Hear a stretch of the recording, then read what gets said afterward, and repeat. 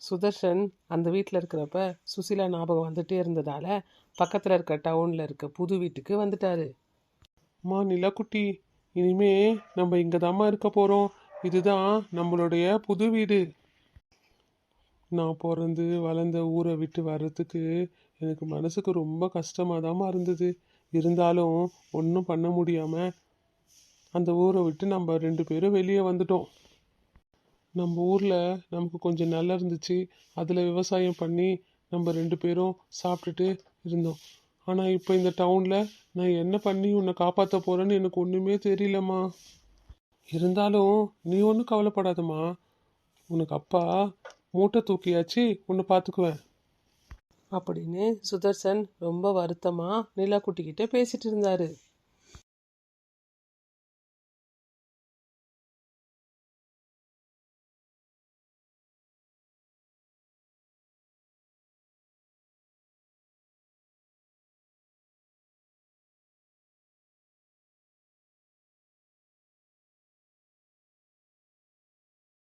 அதுக்கப்புறம் சுதர்சன் அவர் கையில் இருக்க கொஞ்சம் காசை வச்சு வீட்டு பக்கத்தில் ஒரு சின்ன பேக்கரி ஓப்பன் பண்ணார். கொஞ்சம் கொஞ்சமாக பிஸ்னஸை வளர்க்கவும் ஆரம்பித்தார். சுதர்ஷனுக்கு நிலாக்குட்டியை பார்த்துக்கிறதுக்கு நேரமே இல்லை.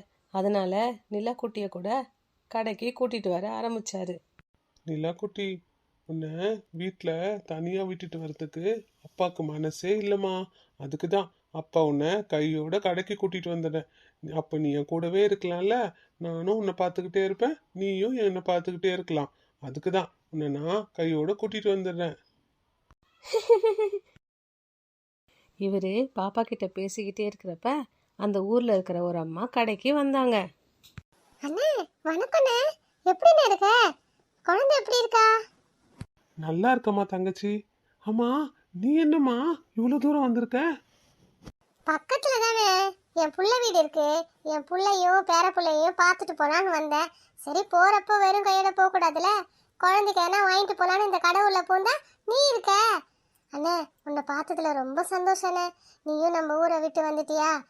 உன்னை பார்க்க முடியலன்னு ஊர்ல ஜனம் எல்லாம் பேசிக்கிட்டாங்க. ஆனா உன் கஷ்டத்தை பத்தி நாங்கெல்லாம் நினைச்சு பார்த்துக்கிட்டே இருப்போண்ணே. இந்த பிறந்த புள்ளைய வச்சுட்டு நீ பட்ட கஷ்டம் யாராலையும் பட முடியாதுண்ணே. நிஜமாவே நீ இந்த குழந்தைக்காக ரொம்ப கஷ்டப்பட்டுட்டு இருக்கனே. ஆமாம்மா, நான் ஃபஸ்ட்டு குழந்த பிறந்தப்போ கொஞ்சம் கஷ்டம்தான் பட்டேன். ஆனால் நம்ம ஊரை விட்டு இங்கே வந்து ஏதோ சின்ன கடை வச்சேன். அதில் அப்படியே கொஞ்சம் பிக்கப் ஆகி பிள்ளையும் பார்த்துக்க முடியுதுமா. இப்போ ஒன்றும் கஷ்டம் இல்லை எனக்கு. அண்ணே கடையும் பார்த்துக்கிற, அப்படியே இந்த குழந்தையும் பார்த்துக்கிற, எப்படிண்ணே உன்னால ரெண்டுத்தையும் ஒன்றா பார்த்துக்க முடியும்? அதை பற்றி தாம்மா நானும் யோசிச்சுட்டு இருக்கேன். இப்போ குழந்த கொஞ்சம் சின்ன குழந்தையா இருக்கிறதால அவளை கையோட தூக்கிட்டு வந்து கடையில் உட்கார வச்சு அவளையும் பார்த்துக்கிட்டு அப்படியே வியாபாரத்தையும் பார்த்துக்கிறேன். ஆனால் அவள் கொஞ்சம் வளர்ந்துட்டானா ஸ்கூல் சேர்க்கணும், அவளை காலையில் ஸ்கூலுக்கு ரெடி பண்ணணும், இட்டுன்னு போய் விடணும், திரும்ப கூட்டிகிட்டு வரணும், அவளுக்கு சாப்பாடு ஊட்டணும். அதெல்லாம் என்ன பண்ண போகிறேன்னு எனக்கும் ஒன்றும் புரியல. அதை பற்றி தான் நானும் யோசிச்சுட்ருக்கேன். ஆமாண்ணே, சின்ன குழந்தையா இருக்கிற வரைக்கும் பிரச்சனை இல்லை. அவளுக்கு டயத்துக்கு எதனா ஒன்று கொடுத்து பக்கத்துலேயே உட்கார வச்சுக்கலாம். குழந்தை கொஞ்சம் வளர்ந்துட்டானாக்கா ஸ்கூலுக்கு அனுப்பணும்ல, அதெல்லாம் ஒன்றும் முடியாது. ஆமாம், நீ ஏன் இன்னொரு கல்யாணத்தை பற்றி யோசிக்க கூடாது? என்னம்மா சொல்கிற? இன்னொரு கல்யாணமா? எதுக்குண்ணே, எதுக்கு பதறாதண்ணே. உனக்காக இல்லைனாலும் அந்த பச்சை மண்ணுக்காகவாவது நீ கல்யாணம் பண்ணித்தானே ஆகணும். எவ்வளோ நாள் நீ அவளை பார்த்துக்க முடியும்? அதே ஒரு ஆம்பளை பிள்ளையா இருந்தாலும் பரவாயில்ல, அவன் எப்படியாச்சும் வளர்ந்துடலாம். அது ஒரு பொம்பளை பிள்ளைன்னு. அந்த பொம்பளை பிள்ளைக்கு நேரத்துக்கு என்ன பண்ணணும்னு ஒரு பொம்பளைக்கு மட்டும்தானே தெரியும். நீ இந்த குழந்தைக்காக தான் வாழ்றேன்னு எங்கள் எல்லாருக்கும் தெரியும்ண்ணே. ஆனால் அந்த குழந்தைய பார்த்துக்க ஒரு அம்மாவால் தானே முடியும். அதனால காச்சு அந்த குழந்தைக்காகவாவது நீ ஒரு கல்யாணத்தை பண்ணிக்கணே. சரிம்மா, நீ சொல்கிறதும் உண்மைதான். ஆம்பளை பிள்ளையா இருந்தா நான் எப்படியாச்சும் வளர்த்துருப்பேன். ஆனால் இது பொம்பளை பிள்ளையாச்சே, அவளுக்கு நேரத்துக்கு என்ன பண்ணணும் அதை எல்லாத்தையும் என்னால் பண்ண முடியாதுல்ல. இதுக்காகச்சு நான் நீ சொன்னதை பற்றி யோசிக்கிறேம்மா. அப்படின்னு சுதர்சனும் அந்த அம்மாவும் பேசிக்கிட்டாங்க.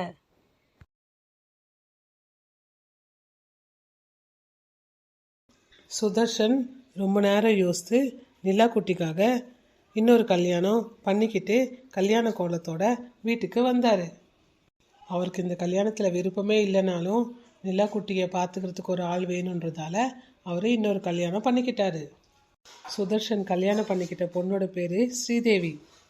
இங்கே பாருமா, எனக்கு என் குழந்தை பிறந்த உடனே என் மனைவி இறந்துட்டான்னு உங்ககிட்ட நான் சொன்னேன். என் மனைவி இறந்ததுக்கப்புறம் நான் என் பொண்ணை ரொம்ப பாசமாக பார்த்துக்கிட்டேன். அதுக்கப்புறம் என் பொண்ணு வளர்ந்தா.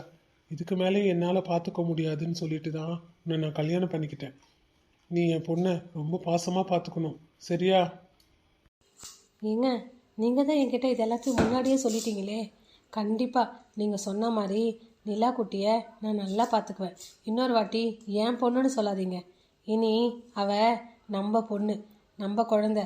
நான் அவளை ரொம்ப சந்தோஷமாகவும் ரொம்ப அன்பாகவும் பார்த்துக்குவேன். அவளுக்கு சித்தின்ற நினைப்பு இல்லாமல் அவளை பெத்த தாயாக இருந்து நான் பார்த்துப்பேங்க. இனியும் நீங்கள் குழந்தைய பற்றி கவலைப்படாதீங்க. இனி அவள் என் பொறுப்பு. நான் அவளை நல்லா பார்த்துக்கிறேன். நீங்கள் உங்கள் வேலையை சந்தோஷமாக பாருங்கள். நான் இன்னொரு கல்யாணம் பண்ணி தப்பான முடிவு எடுத்துட்டேனோன்னு ரொம்ப பயந்தேன். ஆனால் நீ பேசுகிறத கேட்ட உடனே எனக்கு அந்த பயம்லாம் போயிடுச்சு. நீ நம்ம குழந்தைய இனி சந்தோஷமாக பார்த்துப்பேன்னு எனக்கு முழு நம்பிக்கை வந்துடுச்சுமா. கண்டிப்பாக உங்கள் நம்பிக்கை போகாதபடி நான் நடந்துக்குவேங்க. நான் நம்ம குழந்தைய நல்லா பார்த்துக்குவேன். சரிம்மா ஸ்ரீதேவி, நீ போய் வீட்டில் விளக்கேற்று. சரிங்க. நான் இந்த வீட்டை இனி என் வீடாக நினச்சி இருந்துக்கிறேன் அப்படின்னு 2 பேரும் நிலா குட்டிக்காக தான் கல்யாணம் பண்ணிக்கிட்டோன்னு 2 பேரும் ரொம்ப சந்தோஷமாக பேசிக்கிட்டாங்க. இதை நிலா குட்டியும் ரொம்ப சந்தோஷமாக கேட்டுட்டு இருந்தா. இதுக்கப்புறம் ஸ்ரீதேவி நிஜமாவே நிலா குட்டிக்கு சந்தோஷமாக பார்த்துக்கிறாங்களா இல்லைன்னா சுதர்சன் முன்னாடி நடிக்கிறாங்களான்னு அடுத்த எபிசோடில் பார்க்கலாம்.